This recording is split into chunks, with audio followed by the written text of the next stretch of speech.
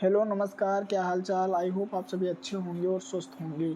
तो आज के इस वीडियो में क्लास 10 साइंस में हम चैप्टर 1 पढ़ रहे थे। चैप्टर 1 हमारा था केमिकल रिएक्शंस एंड इक्वेशंस। उसमें हम रासायनिक अभिक्रियाएं क्या होती हैं, उनके कितने प्रकार होते हैं, भौतिक परिवर्तन क्या है, रासायनिक परिवर्तन क्या है, ये सारी चीज़ें हमने पढ़ ली थी। आज हमारा जो नेक्स्ट टॉपिक है वो क्या है, अवक्षेपण अभिक्रिया। ये पार्ट 2 होने वाला है। अगर आपने पार्ट 1 नहीं देखा है तो इस वीडियो के डिस्क्रिप्शन में लिंक मिल जाएगा। पार्ट 1 को देख के समझ लीजिएगा। चैप्टर 1 के जितने भी इंपॉर्टेंट टॉपिक हैं वो सारे कवर हो जाएंगे इन 2 वीडियो में। ये दूसरी वीडियो है, इससे पहली वाली वीडियो को आपने अगर नहीं देखा है तो जाके चैनल पे विजिट करें, वहाँ से देख सकते हैं, या उसका जो लिंक है वो डिस्क्रिप्शन में प्रोवाइड करवा दिया जाएगा, तो वहाँ से आप देख सकते हैं। हम बात करते हैं अवक्षेपण अभिक्रिया की कि अवक्षेपण अभिक्रियाएँ जो होती हैं वो क्या होती हैं। देखो, इसकी डिफिनेशन हम बात करते हैं। वे रासायनिक अभिक्रियाएँ जिनके फलस्वरूप कोई अम्लीय पदार्थ अवक्षेप उत्पन्न करता है। क्या करता है? वे रासायनिक अभिक्रियाएं जिनके फलस्वरूप कोई अम्लीय पदार्थ अवक्षेप उत्पन्न करता है उन्हें अवक्षेपण अभिक्रियाएं कहते हैं। उन्हें क्या कहते हैं? अवक्षेपण अभिक्रियाएं कहते हैं। तो आई होप आपको अवक्षेपण अभिक्रियाओं की जो परिभाषाएं हैं वो क्लियर हो गई होंगी। चलो नेक्स्ट हम बात करते हैं इसके एग्जाम्पल के। उदाहरण क्या है, देखो इसका उदाहरण देख लो। इसका उदाहरण क्या है? BCl2 एक्वा में है, H2SO4 एक्वा में है, BaSO4 प्लस 2HCl, ये अवक्षेपण अभिक्रिया का एग्जाम्पल है। चलो हम नेक्स्ट बात करते हैं उदासीनीकरण अभिक्रिया। मोस्ट इंपॉर्टेंट टॉपिक है ये। उदासीनीकरण जो अभिक्रिया होती हैं वो बोर्ड परीक्षा में कई बार पूछी भी गई हैं, तो इसको जरूर तैयार कर लीजिएगा। ये उदासीनीकरण अभिक्रिया क्या होती है, देखो इसका डिफिनेशन देखो। अम्ल तथा क्षारक के जलीय विलयन में अभिक्रिया के फलस्वरूप लवण तथा जल का बनना उदासीनीकरण अभिक्रिया कहलाता है। उदासीनीकरण अभिक्रिया में क्या होता है, जो अम्ल और क्षारक होते हैं वो क्या करते हैं? रिएक्शन करते हैं, अभिक्रिया करते हैं। आफ्टर आल क्या होता है? आफ्टर आल लवण तथा जल बनते हैं, और ये जो प्रक्रिया होती है इसी को हम क्या बोलते हैं? उदासीनीकरण अभिक्रिया बोलते हैं। इसका एग्जांपल मैं दिखाई दे रहा हूँ। देखो HCl क्या है? HCl जो है वो अम्ल है, और NaOH क्या है? NaOH क्षारक है। क्या है? NaOH क्या है? क्षारक है।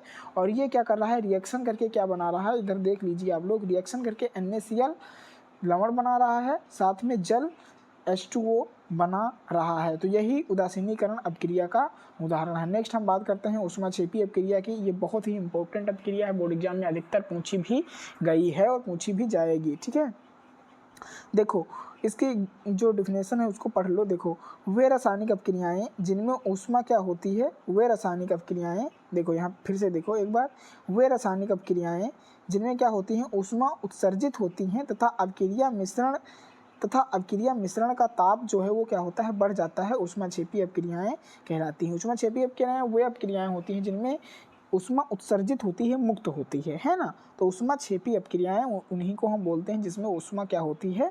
ऊष्मा मुक्त होती है। चलो नेक्स्ट हम इसके एग्जाम्पल की बात करते हैं। तो C कार्बन है, और ये O2 के साथ रिएक्शन करके CO2 कार्बन डाइऑक्साइड बनाता है, साथ में ऊष्मा को भी मुक्त करता है। तो ये किसका एग्जाम्पल है? ऊष्माक्षेपी अभिक्रिया का एग्जाम्पल है। कार्बन ऑक्सीजन के साथ क्रिया करके कार्बन डाइऑक्साइड CO2 बनाता है, और साथ में ऊष्मा भी प्रोवाइड कराता है। मीन्स ऊष्मा का भी निर्माण जो है वो होता है इसके साथ में। चलो हम नेक्स्ट बात करते हैं ऊष्माशोषी अभिक्रिया की। ऊष्माशोषी अभिक्रिया क्या होती है? देखो, वे रासायनिक अभिक्रियाएं जिनके फलस्वरूप क्या होती है? वे रासायनिक अभिक्रियाएं जिनके फलस्वरूप ऊष्मा अवशोषित होती है। ऊष्मा का जिसमें अवशोषण होता है वो ऊष्माशोषी, और इसमें ऊष्मा क्या होती है? मुक्त होती है, उसको ऊष्माक्षेपी अभिक्रिया बोलते हैं। इस अभिक्रिया में मिश्रण का ताप घट जाता है, यहाँ पे घट जाता है वो होता है, ये टाइप जो है मिस्टेक हो गया है गलती से। तो आई होप आपको ऊष्माशोषी अभिक्रियाएं जो हैं वो भी पता चल गई कि ऊष्माशोषी अभिक्रियाएं क्या होती हैं। चलो हम इसके एग्जाम्पल की बात करते हैं। नाइट्रोजन जो है वो ऑक्सीजन के साथ TNO नाइट्रिक ऑक्साइड बनाता है। नाइट्रोजन ऑक्सीजन प्लस ऊष्मा मिल के क्या बनाते हैं? नाइट्रिक ऑक्साइड का निर्माण करते हैं। तो ये ऊष्माशोषी अभिक्रिया का जो एग्जाम्पल है वो आपको समझ में आ गया होगा। चलो हम नेक्स्ट बात करते हैं उपचयन तथा अपचयन अभिक्रिया। रिडक्शन तथा रिडक्शन अभिक्रिया, रिएक्शंस जो होते हैं वो क्या होते हैं उनके बारे में हम बात करते हैं। बहुत ही मोस्ट इंपॉर्टेंट टॉपिक है ये। चलो हम सबसे पहले उपचयन की बात करेंगे कि उपचयन क्या होता है। देखो, उपचयन क्या होता है? किसी पदार्थ में हाइड्रोजन परमाणु का बाहर निकलना अथवा ऑक्सीजन परमाणु का जुड़ना ऑक्सीकरण कहलाता है। ऑक्सीकरण क्या है? किसी पदार्थ में हाइड्रोजन परमाणु का बाहर निकलना अथवा ऑक्सीजन परमाणु का जो जुड़ना है वो ऑक्सीकरण कहलाता है। इसके एग्जाम्पल की हम अगर बात करें तो उदाहरण देख लो। देखो 4Na क्या है? सोडियम है, प्लस ऑक्सीजन के साथ Na2O बनाता है तो इसमें क्या होता है Na का ऑक्सीकरण होता है। जिसमें Na का ऑक्सीकरण हो रहा है मीन्स जिसमें हाइड्रोजन का ऑक्सीकरण हो। देखो यहाँ पे फिर से परिभाषा देख लो, किसी पदार्थ में हाइड्रोजन परमाणु का बाहर निकलना और ऑक्सीजन परमाणु का जुड़ना, जिसमें ऑक्सीजन जुड़ता हो, क्या होता हो, ऑक्सीजन का जुड़ाव हो, जिसमें ऑक्सीजन क्या होता है, जुड़ता है, वो क्या कहलाता है बेटा, वो ऑक्सीजन का जुड़ना जो होता है वो उपचयन अपक्रिया कहलाती है। चलो देखो इसका एग्जाम्पल आपको समझ में आ गया होगा कि इसका एग्जाम्पल जो है वास्तव में वो क्या है ना। चलो 4Na प्लस ऑक्सीजन, ये Na2O और इसमें क्या होता है Na का ऑक्सीकरण होता है। चलो नेक्स्ट हम बात करते हैं अपचयन अपक्रिया की, कि जो अपचयन अपक्रिया है वो क्या होती है। देखो अपचयन अपक्रिया क्या है। अपचयन अपक्रिया में किसी पदार्थ में हाइड्रोजन परमाणु का जुड़ना अथवा ऑक्सीजन परमाणु का बाहर निकलना अपचयन अपक्रिया कहलाता है। उल्टा है ये, उपचयन का उल्टा अपचयन है। किसी पदार्थ में हाइड्रोजन परमाणु का जुड़ना और ऑक्सीजन का बाहर निकलना वो क्या है, अपचयन है। और किसी पदार्थ में हाइड्रोजन का क्या होता है, किसी पदार्थ में, देखो यहाँ पे फिर से देख लो, किसी पदार्थ में हाइड्रोजन परमाणु का बाहर निकलना और ऑक्सीजन का जुड़ना क्या है, उपचयन है। और अपचयन क्या है, किसी पदार्थ में हाइड्रोजन परमाणु का जुड़ना और ऑक्सीजन परमाणु का बाहर निकलना अपचयन है। इसका एग्जांपल देखो, CaO plus H2O gives out Cu plus H2O और इसमें CuO का क्या हो रहा है, अपचयन हो रहा है। तो आई होप उपचयन और अपचयन अपक्रिया समझ में आ गई होगी आप लोगों को। चलो हम नेक्स्ट टॉपिक के बारे में बात करते हैं। नेक्स्ट है हमारा रासायनिक समीकरण, केमिकल इक्वेशन क्या है उसके बारे में हम बात करेंगे।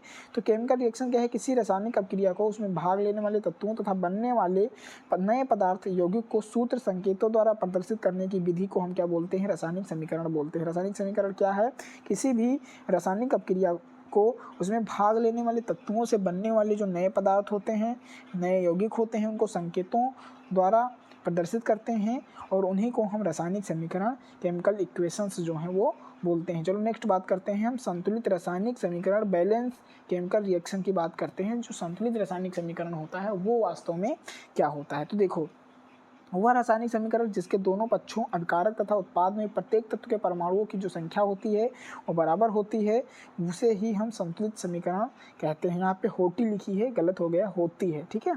तो वह रासायनिक समीकरण जिनके दोनों पक्षों में अभिकारक तथा उत्पाद में जो प्रत्येक तत्व होते हैं उनके परमाणुओं की संख्या जो है वो बराबर होती है, उन्हीं को हम संतुलित रासायनिक समीकरण बोलते हैं। इसका एग्जाम्पल देख लें, ZnH2SO4 plus ZnSO4 plus H2O, ये दोनों तरफ जो है वो बैलेंस है, मीन्स दोनों तरफ अभिकारक तथा उत्पाद दोनों तरफ जो है वो बराबर हैं, इसलिए ये संतुलित रासायनिक समीकरण के अंतर्गत आता है। चलो हम नेक्स्ट बात करते हैं। इस अपक्रिया में क्या लिखा है, LHS right left hand side ZnHSO के परमाणुओं की जो संख्या उत्पाद है वो RH के परमाणुओं की संख्या के बराबर है, अतः यह एक संतुलित रासायनिक समीकरण है। तो आपको संतुलित रासायनिक समीकरण जो है वो समझ में आ गया होगा। नेक्स्ट हम बात करते हैं संक्षारण क्या है। संक्षारण जब कोई धातु अपने आसपास के अम्ल, नमी आदि के संपर्क में आती है तब ये संक्षारित हो जाती है। जैसे आपने एग्जाम्पल देखा होगा कि संक्षारण क्या होता है, किसी चीज़ का नष्ट होना, है ना।